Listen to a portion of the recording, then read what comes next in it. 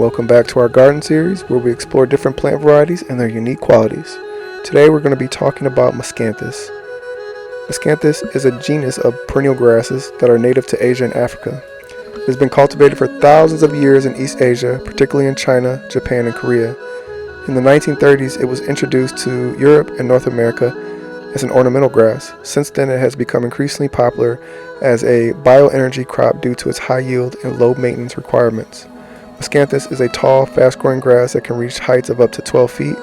It has narrow, pointed leaves that are typically between 3 and 6 feet long. The flowers are feathery and appear in late summer or early fall. Miscanthus comes in a variety of cultivars including Gigantus, which is the most commonly grown for bioenergy production. Miscanthus is a hardy grass that grows best in full sun and well-draining soil. It can tolerate a wide range of soil types and is drought tolerant once established.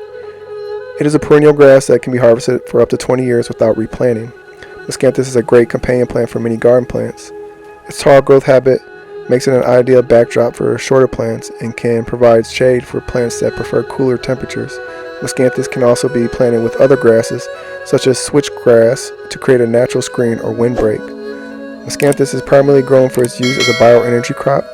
It is one of the most promising sources of renewable energy as it produces high yields of biomass with very little input.